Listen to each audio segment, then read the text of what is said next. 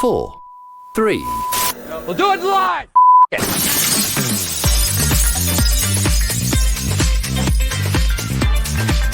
Now we're live. Erin Kennedy. The general craziness of it, the impact on your life. We have gone through so many stories and we said, you know what? This should not be kept to the two of us. Hi, Megan. Can I draw your attention to the fact that I am wearing green? And looking like $1 million though. Well, always my favorite color. Couldn't wear it for 15 Couldn't years. wear it. So now every time I see green, I'm like, I Well, need that. and we're showing shoulders, so that would never have been appropriate. Although, Megan, I do believe it was in our wardrobe guidelines that you can't show bra straps, and I think I have seen yours peeking out. So you are a wench. Yep. It's so egregious. Do you ever have those moments, which are most of my days, where you feel like you're not that old, but then you take a cumulative look back at your past and you're like, oh my God, I have lived many lives. Yes. Dear Lord, yes. And it happens often to me where, quite honestly, if I were to say how old I feel, I would probably say I feel like I'm in my upper 20s. But I'm totally not. And then every once in a while, like I'll meet someone and I'm like thinking, well, let me be completely honest. I'll like meet someone that's like significantly younger and I'm like, they probably think I'm really cute. And then I'm like, they probably actually think like she could be my mom. Like, and I'm not like, it's not like I'm out like, look, I just feel like I look really cute. Like probably people think I look cute today or whatever in my head. And then I realize, oh my God, no, I look like that 40-year-old chick over there. It's true. You go to the playground and you see a whole bunch of other parents and you're like, I feel like I look younger than them, but you know that the mom who's standing next to you is also saying like, I feel like I look younger than she does. Yeah, but there are times though, and I don't know if this happens to you also, where I will see someone and I will assume they are significantly older than me. Significantly. And I feel, in all fairness, like they look significantly older than me. However, when the full picture is out, I'm like, oh my God, they're 10 years younger than me. Now, do I just have a warped sense of how old I look, or do they look really bad? Both. I think both. Yeah. Okay, so that being said, the reason we are chatting today is because I finally took my Box O VHS, DVC Pros, DVDs, and two discs that I still need specialized equipment to open that I haven't even gotten. Yeah. What are those? Those They're- blue ones there's- with like there's- what looks like the CD in it? No, they're like Sony Fancy XD something or other Maxwell. But I finally found, because it was when I was in Rhode Island, the chief photog there. Now I messaged him and he said that he can help me, thankfully. Okay, here's the thing. I also have a box. I don't know where the box is. I'm gonna find it. You gotta find it because VHS degrades quickly. That being said, we did just do like family videos from like 1999. We just got put onto off VHS onto like, some other method of watching. So this is when I'm saying like, oh my gosh, we're so old. Here we are talking about VHS, right? And even DVDs, like we don't even have a DVD player in the house. No, we don't either. So in my mind, I was literally just like, wait, how am I going to watch that? Because we actually now have a DVD of the VHS. So now what you're going to get is, the thumb drives. Yeah. And then I'm going to post it to YouTube and stuff like that. So this is funny, real quick. So this was tucked in to one of my discs. Oh, that's my to-do list. I'm always a list person. Is it? So Matt and I literally took one piece of paper, ripped it in half. This was when we were in Rhode Island. Okay. And I said, write down your top 10 markets where you'd like me to apply next. And I wrote down my top 10 to see what overlap we had. And what was the overlap? I don't know that there was any overlap. But wait, let me see that list. Let me see that list. Seattle, this is Portland. Matt's, and I'll tell you what wasn't on it. Yes. All right, let me see yours. Chicago was not on Matt's list. Ooh, you liked Boston best. Well, that was when I was in Rhode Island. Okay, so it's close. Yeah. So here's my thing. I always made Dallas, Erin? Dallas? I can't see you in Dallas. Well, You can see me anywhere. I could see you anywhere. Yeah. How about And me? Where could you see me most? So now here's the funny part, Megan, sorry. Again, I'm old. My brain is going. My name Here's is Erin's quick list. Boston, Denver, which is where I grew up. Minnesota, which is where Matt has family, where we are now. San Francisco, Seattle, Portland, Chicago, New York, Phoenix, Dallas. Do you know where we went after I went to Rhode Island? Cleveland. Yeah. Do you see Cleveland on this list? Yeah, no, you got a good offer there. It's like I did the same exact thing. I remember making lists, and it depends on where it was. So, like, when you're in like a itty bitty baby market, your list is like the rest of the country except right where you are because you want to get the hell out. But then as you move up, that list gets smaller and smaller of the places that you feel like, okay, well, I'm already in a market higher than all of these places. Unless it's a quality of life thing, I got to go higher. And then you end up picking like 3 places. So when I got to Miami, literally all that was left on my list was New York, LA, and Chicago. And I was like, those are the only places I would even go out of Miami. Of course, because Miami was cool. Chicago was home, so that made sense Yes, too. that's why that was there. Otherwise, I feel like it wouldn't maybe have been there just based on weather and all that other business. I mean, I love Chicago because it's home. Yeah. But in reality, like if you're looking just at your goal places, you're going to go to like New York or you're going to go to LA. Right. But I never wanted to live in New York or LA except for Rhode Island. Erin No, did want to live in New York. Yeah. I did. This is now 20 years of Erin's highlights. On a little thumb drive. One little thumb drive. And here's the thing, guys, like we're talking right now about like goals you have and whatever. So when you're putting together a resume reel, which is probably why you save this stuff, you have days where you're like, oh my God, I was on fire. I need to pull this off and keep this for my reel. So then these are the days that Erin felt so good about herself that she kept it so that it could go on a reel later. There are many, many days where you just like kind of let that slide. And go, like, you would walk off set and you'd be like, it's not going on the tape. We're fine. I'm not keeping that one. The worst was when you knew your contract was coming up, but you hadn't been keeping stuff. And then the pressure was on for that like 2-month period of like, shoot, I got to grab a bunch of really good stuff and send it to my agent or I'm going to have nothing new to update my tape. Right. Yeah. Well, and I don't know about you, but each time I was, going to be making my tape where I was on the desk where you have a little bit more control over what's happening. Like I'm going to look fine. I am going to put on my $1 million dress. And then I would also go to the producers and I would say, I'm keeping the show. Let's please all do our very best to make sure it's clean. And I know that sounds kind of like a B move, but it's not. Cause like we all do that. Everybody knows each other. Yeah. So it'd be like, all right, this is for Erin's tape. Let's all do our best. And then we would, and that was fun. But that being said, I'm going to show the tape that I made when I was an intern. So this is stuff from when I was an intern at KCNC in Denver. Okay, in Denver. And an intern at WNDU in South Bend. Okay, so set me with my timing. Are you a senior when you're collecting all of this and making this reel? Like you're a senior in college and you're hoping to get your first job? Yes, it was the summer after my junior year in college. And then 1 semester when I was a senior. You chat about the process of what it's like when you're an intern making a tape while I actually literally plug and unplug things real quick. Yeah, because that kind of stinks a little bit, you guys. So if you're an intern, first of all, you have to be making your tape probably when you're out with a photographer getting B-roll with them, or you're just getting the sound. Like maybe you're interviewing someone because they know they just want this person's sound on tape. So then you have to like beg the photographer to let you make a reel, right? So where you're going to make a recording and you're going to try to do a stand-up. The hardest part about that is the level of comfort is 0 because you're an intern. Now you've got a professional photographer who's doing stuff.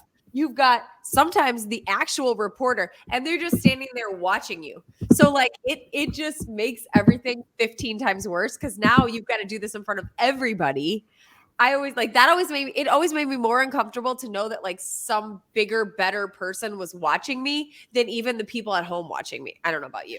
Yeah, well, it's so weird when you have somebody like I've always said it's kind of funny when you were in studio, there are like tiny little etiquette rules. So if I'm reading on the desk and like somebody wanted to watch me read on the desk, it is not okay for you to actually make eyes and look at somebody, because then you feel like they're trying to get your attention and it throws you off. If you wanted to watch somebody in the studio, you had to watch them through a monitor. Yeah. Because it was so weird if somebody was looking at you while you were reading. Yes, because it is a very, like, while you are supposed to be feeling like you're connecting with someone through the lens of the camera, like you have to have that connection through the lens. And it's weird because there's obviously nothing there, but like you inherently know you're connecting with people through it. Right. So it like totally ruins your vibe if there's somebody staring at you close to it. Cause then you're like, whoa, this is not an actual personal interaction. This is a me with the camera interaction. Look away. All right. So here is the resume tape. Oh, you know what? I can't show it real quick because it has my old home address on it. So give me 2 seconds to press play. Oh. And my Notre Dame email address, because I still didn't have like a Hotmail or a Gmail at that point. Or an agent. And ready for it? My parents' landline, because I didn't even have a cell phone. This is what I was like, you guys, I am so old now. All these words that are coming out of my mouth, I feel like I'm 800. It's so funny. My kids were like, oh my God, can we buy one of those phones with like the little like circle things where you put your finger and the number, like it's connected to the house? And I was like, you guys, no, we don't need that because we have these now. Like you don't have to, it's just so funny how far we've come. And it's all been like in our lifetime, I feel like. I don't know that it's ever gone this quickly in this short a time before. Yeah. I guess maybe Industrial Revolution or something. All right. I got it now. Okay. So stand by. Ready for baby Erin. Circa 1750.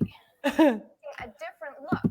Niles was chosen as one of 5 Michigan cities to be revitalized. That includes new facade improvements, a different streetscape design, and promotional events that will bring community back to the downtown area. Today's reality is that parents and schools are taking new and extreme precautions in order to ensure the safety of their children. Está convirtiéndose en una escuela de negocios, especializando en las ciencias y la tecnología. On a much lighter note tonight, an Elkhart family. Look at those eyebrows. So 90s. Drake, who spent 15 years in prison. Oh my God, is that a Casper suit? Spend 15 No, it's Victoria's Secret. All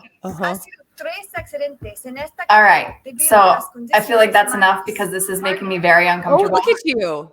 You're in your comfy cash clothes now. Well, we were talking about this new bar in downtown Denver, so I'm going to make this like entertainment reel too. Yeah, I was going for ET. So let me tell you about everything you saw there. Number one, you are 21 when you're trying to apply for these jobs and you have no authority, you have no experience, you're trying to come off as polished and professional, but you have no empathy either because you haven't had enough life experience to have empathy for the people that you're hearing stories about. Oh, I remember the first time I had to do like a story in Texas on like mortgages. And I was like, I don't even know what a mortgage is. I couldn't even change a light bulb when I literally graduated from high school. Yeah. I remember calling my mom and being like, do you have to turn the light off to take the light bulb out? And she was like, oh my God, I've done you wrong. So this is the perspective of where you are when you're trying to make this real. Yeah. So I was like, well, I'm going to cut my hair. So yes, because shorter makes you look more sassy and pro. So then I'm old, right? I'm going to buy a suit. So that was from Victoria's Secret back when they had suits. It was a red jacket and red pants. And that was like my most favorite. And then I went and bought, like, as we've said before, 3 jackets from Ann Taylor on the sale rack. Yes. And then I would wear, so again, this was back in the And it's literally like you're wearing your grandma's clothes. Yeah.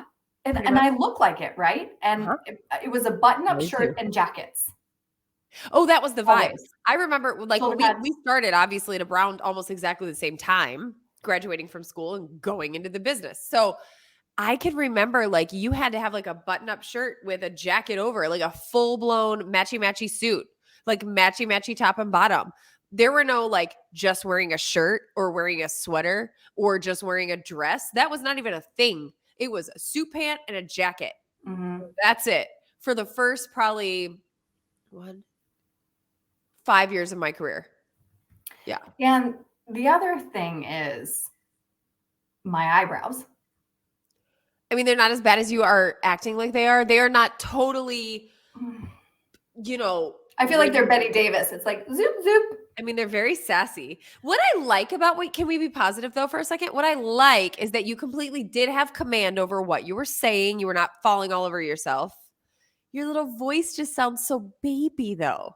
Like it doesn't have the I don't know, like resonance or something that you get as you're older. And it feels like no matter what you do, you're not going to sound older until you're probably about like 30. Am I right? So I would say yes and no. However, and we've done an episode on the news voice. I did have one of the best consultants when I was in Texas, which was my first market in Lubbock, Texas. How much older than the video we just saw? 2 years, 3 years? A year. A year. That. Okay. And I don't know if it was so effective because I was a blank slate and didn't know a darn thing. But I learned, and I think what a lot of us do when we're younger is my voice was up here. It was here in my throat, right? And then I learned to push it down. And so she gave us the example of if you had a tongue depressor and you start by saying and you can feel it there, that's where your voice needs to come from. And so as soon as I did that, I actually think I made that connection rather quickly and was able that helped me a lot. And I still feel like the same way, like when I get nervous, I can feel my voice moving up and it's a conscious effort to move it back down. 100%. And I feel like I never really like had that conscious thought about it because I don't think I ever had a consultant talk to me about that. But I also wasn't anchoring. I was doing the weather. So it's a little bit more, personal and all that kind of stuff. You could be a little bit more free. Yeah, I still am dying to see yours because I bet you still sound like baby Megan. I 100% do. I would love to try to pull the video of me, my very first time on Good Morning America. Okay. I went shopping for shoes in New York. I remember I had a pink suit. Yeah. Pink suit. How old were you? 24.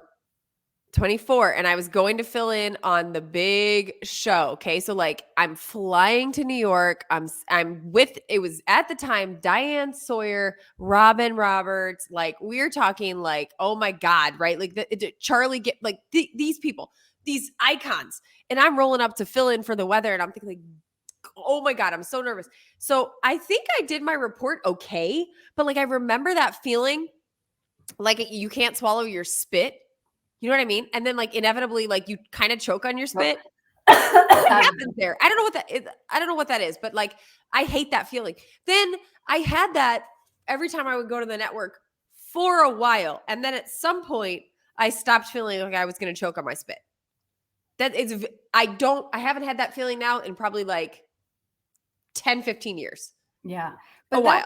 That being said, Megan, I bet though that even when you felt nervous and like you're going to choke on your spit, I bet you flippin' nailed it, right? I know that because they wouldn't have had you back, right? So to me, it's owning your nerves. Yes. Saying, I'm nervous. That's okay. I still know what I'm doing and I'm going to nail it. Yes.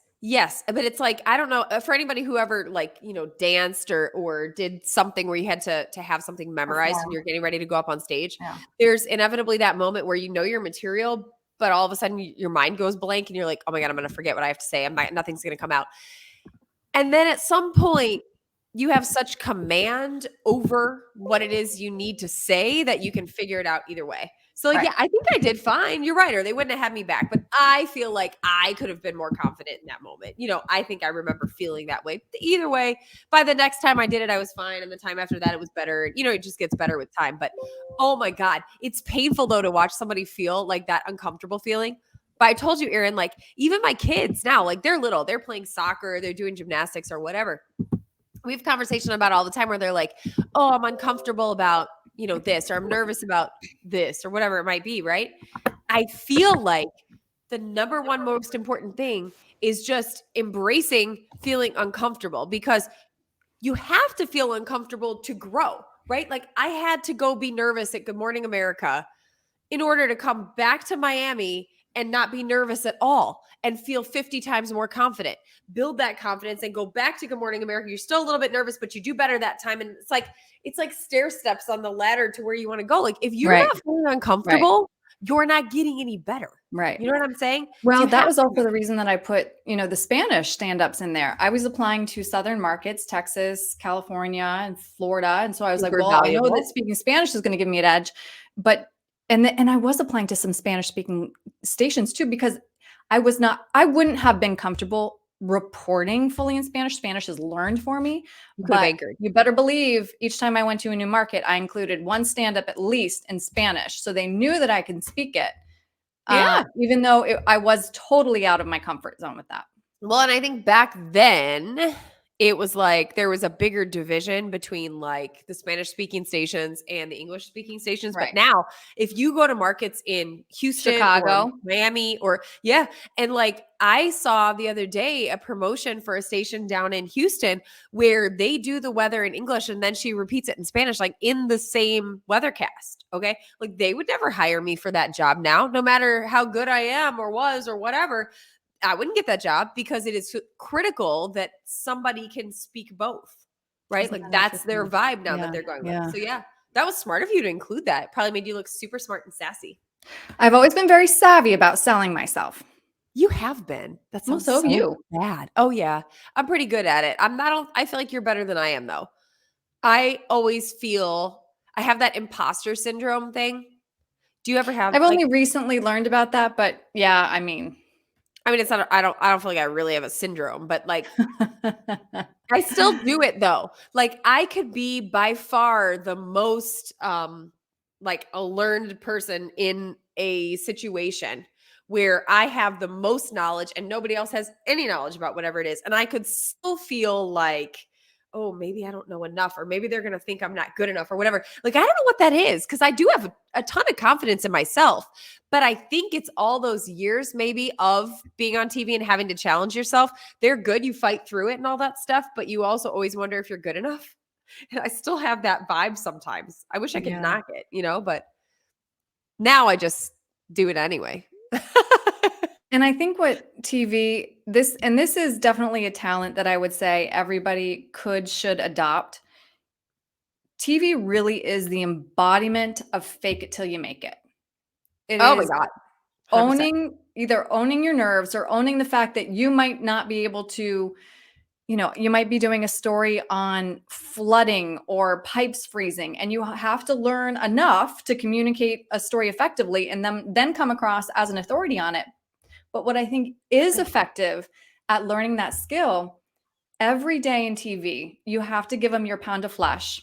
And it is such a wheel that you do it every day until faking it till you make it is just second nature. You've made it's like, yeah, I can do it. Yeah. Practice. And every day you're practicing. So I like now in the business world, you may be building a product or building a project or selling an account or whatever it is you do in your job. And it takes time, right? And there's different elements to it. Like maybe this is I'm preparing for the quote and then I'm going to go sell it. And then I got to do all the backup work, whatever it is. Whereas in TV, every day you have to get out there and perform. Period. End of story. And it's like the material is always going to be different. So I feel like that's how you get better fast. But there are some people who will just never be successful because they cannot stop feeling uncomfortable. They never feel comfortable. And it's not fun if you can't get to the point where you feel like you've improved enough to own what you're doing. Mm-hmm. Like every time you start a new job in TV, you're going to be uncomfortable for the first, couple weeks or a week or whatever. But every time I started a new job, I felt uncomfortable for a shorter amount of time. Mm-hmm. Like my first job, I felt uncomfortable probably the whole time. Second job, I felt uncomfortable maybe a quarter of the time. Third time, I felt uncomfortable for a couple weeks. Fourth time, I felt, that was New York and I jumped to New York. So I felt uncomfortable for a little bit longer there. Not going to lie. Like the news director called me into his office and he's like, because I was supposed to be doing stories too, packages, which is like where you take all these pieces and you make a story. We've all seen that. I had only ever done weather up to that point. And I never even had to do a package. Okay. So now all of a sudden I have to go do a package. And I was like, so now I'm writing my very first package in the number one market for the 5:00 news. I mean, talk about being uncomfortable. You get uncomfortable because even once you reach a point, like you think by the time I'm in New York, I'm feeling comfortable. No, I was comfortable doing the weather. But then I got thrown out. Like, go do a red carpet. I don't know how to do that. You got to figure it out. You know what I Right. mean? Right. But the other learned skill is asking for help when you need it, right? I mean, you Yes. can always lean on your photogs and be like, I don't know what to do right now. What do you think? And you quickly realize that you don't have to feel uncomfortable around them because their goal is to make you look good. So their goal is your goal, basically. Mhm. Usually, Mhm. there's a couple judgy ones, but not usually. That's just life. Yeah. So I will post more of these in our YouTube. I am Excuse still, me, I want to see you anchor. but I showed you that when I was in my Sooty suit. I know. Do you have more? I do. I would like to see a tiny bit more. I just unplugged everything, Look at Megan. that in, Erin. We're challenging ourselves today to use technology, even though we are old. I just want to see a tiny bit more, just a little bit more, baby Erin. I just feel like I don't know. I gotta find mine. I had a giant box of crap, and I don't know where it is. And it would take me, I think, all the way back, maybe to Baltimore. I should have some Parkersburg somewhere. I might just have to have my parents like record it off their phone and use the VHS. That could also work. Oh, Erin's on mute because she's got to do that while she's doing the thing. Or she's having a conversation for work. Erin, are we having technical problems? Or we're on mute? I was on mute. This is how we roll. Okay, just like one more second and then we'll be done. I feel like I need to see a tiny bit more. Joins us now live from South Lubbock. Erin, you and a KMAC 24 was literally I remember that jacket. in a car. That's right, Randy. Photojournalist Jacob Walensky and I thought it would take about an hour until we started to sweat in this car. But in less than 5 minutes, we started showing signs of heat exhaustion. And to prove just how dangerous it is to leave your child in an unattended car, we brought along an ER nurse to monitor. Now I gotta say though, I pitched this story. This is a great story. It is a great story, but can we also talk about the fact that you guys sat in that car and almost like died in that car for the story? Yes, and so she was taking our pulse and taking our temperature. So It's so hot. I feel like I can't breathe. Photojournalist. Okay, now that was natural Erin. That was like natural you right there. So we parked the car, turned off the engine, and watched the temperature climb. Turning off the car, less than a minute in, we began to sweat. The first sign of heat exhaustion. But without a breeze, your body can't cool itself. This is a really good story, Erin. it's a great story, and so You're at 1046 right now. Didn't you say like 106 was dangerous? Yes. I'm at 104. You're at 1046 sitting in a car. We've been in here for less than 10 minutes. My heart rate shot up. so I think I immediately got like, okay, you have to show people, right? Yes. Like this story is great. The You know, only Okay, here's me sucks doing that hail. thunderstorm's going to be hitting this kind of area of the metro, but it doesn't look that bad. I'm seeing some lightning off to the north of us, but nothing storm-wise so far. We want to show you some more damage that we had seen. Okay, this are what we call spider cracks, right, Bob? Yeah. Spider cracks. Because I don't know if you can see this. I'll just trace my finger along it, but the hail hit here, and then it just kind of blossoms open. There's a really bad one over You know, here on the what's interesting though, Megan, zooming in is on that. And you can see that not only this is one of those things you can't teach this. How do you teach somebody to talk live? You can't go like you can't teach that in a class. Like, No. hey, here are the circumstances. Now let's put a camera in your face. Now those circumstances are changing. Now show me. Walk around. Show me. So again, I think that sorry. you either grasp that or you don't, quite Right. honestly, I think. And the funny thing to me is that like everything you're doing in all these packages, like now that you have your first job, like it was a little funnier when you were like intern, like because you have no experience and you're probably super uncomfortable shooting your live shots and all that stuff. But now that you've had a few more touches on it, you can already see a giant improvement from the intern video. And I feel like all the pieces are there. Like if I'm a news director watching you in this, I'm like, all the pieces are there. Like you look good. You sound good. You just sound a little too young and you have to work on your track. But aside from that, like voice wise, but like aside from that, you're doing all those intangible elements. So for everyone right now who's watching this, like they only probably give you, and by they I mean news directors when they're looking to hire you or not, they probably only give you maybe 20 seconds of watching your reel, and they want to see little bits and pieces of all these intangibles. That's it.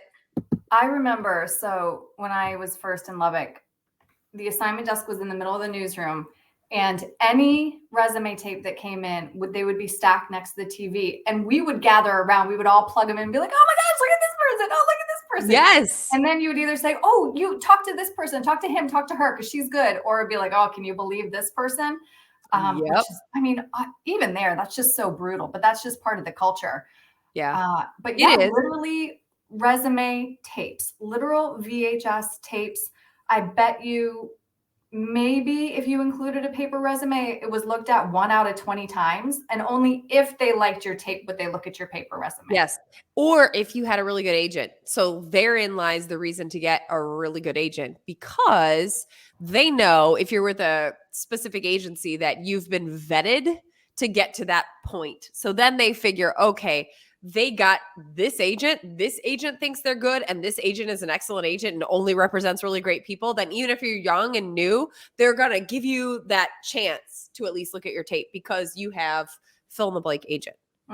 That's a huge piece of it too, I always thought. I didn't get an agent until I was leaving Rhode Island. Oh, okay. I had one in Baltimore. So like probably 2 years in, I think. Oh yeah, no, and an agent takes 7%, which varies on either end. On of average, every yeah. paycheck. It's not like a one-time fee. It's not anything else. It's a 7% of every paycheck in perpetuity. Yes. And sometimes you can negotiate them down a little bit, but chances are, unless they really, really, really, really want to represent you and figure they're going to make a ton of money off you because they think you're awesome, they're not going to negotiate a whole lot down. I negotiated mine down from 10 to 7. And when I was staying in Chicago, 7 to 5. Yeah, you can do that too. Like if you're already at a job and you get an agent, you're like, well, if I'm going to stay here, you didn't get me this job and I'm just staying put. That's based off my effort, not anything you're doing. So you take a lower percentage, and they will agree to that usually. But I mean, I think that's how you get seen. But it's like, you're not going to get an agent till you prove yourself a little bit, right? They're not going to take a kid out of probably out of Notre Dame class. They're going to take Erin, who's now got to Lubbock, or Erin who's now who's finally updated her eyebrows. Come back to me when you fix that. Thank you very much. Oh my God, I got to find my stuff. I don't even just give me an old headshot. Give me something, Megan. Where is all my crap is the question. I don't know. Ask Lance. Yeah, he knows where it is. He knows where everything is. I don't know where anything is. Yeah. I just live in this house. Well, I've moved 800 million zillion times. So that is one thing. Like when you're in the biz, you move so often, especially when you're trying to move up, that I felt like we had that nice little spring cleaning every contract because I was moving up to a different market. And now I haven't moved in freaking forever. And this house has got all kinds of crap I need to get rid of, Yeah. Whatever. All right. So Erin and I will be doing little shorts here and there that you're going to see with just little fun pieces of information or things that hit us as we're moving along. Like if Erin comes across something that she's like, oh my God, I got to share this, she'll make a short. Same for me. So be looking for those. And I'm guessing, Erin, probably in the summer, there will be a few more shorts posted than these long guys because we will have all the children home and it's going to be kind of crazy. Yes, for sure. I'm going to plug in my actual mic again. Oh, do you sound better now? Oh. Hello. Now I hear you. Hello. Okay. Hi. Now I hear you. Yes. And you know what would be fun? This would require editing, which, I really don't like, would be to take 5 seconds of Erin in college, 5 seconds of Erin in Texas, 5 seconds of Erin in Rhode Island, 5 seconds of Erin in Ohio, 5 seconds of Erin in Chicago, just to see that growth track. Oh, yeah. And how you look too. And I think also usually by then by the second or third job, you've got to figure out how to do your makeup, how to do your hair. You get a little bit off that anchor thing and you get back into what actually looks good on you as opposed to trying to copy Katie Couric's latest do or whatever it is. Or thinking that you needed short hair to look older. Yeah. That was a whole phase. I had short hair too. It was probably here. I don't believe you until you show me. Sorry. I gotta find it. I'll find it. There's got to be stuff. I mean, this also tells you how old we are, that it like predates YouTube and all the internet crap. Like, I can't even find myself until I was in New York. There is a video of me eating a peep on YouTube that somebody put. I'll see if I can find that again. Apparently someone thought that was cool. Yeah. I won't even go into all the things that people have posted on behalf of me. Yeah, I bet that's part of your Not approved. OnlyFans. Yeah. Megan needs I to don't even- keep Yeah, guaranteed. Anyway. weird stuff on the internet. All right. Stay tuned for more blasts from the past. Yes, I gotta look for mine. We'll find it. I promise. I can't wait. All right, Megan, good to see you. Bye. Bye everybody.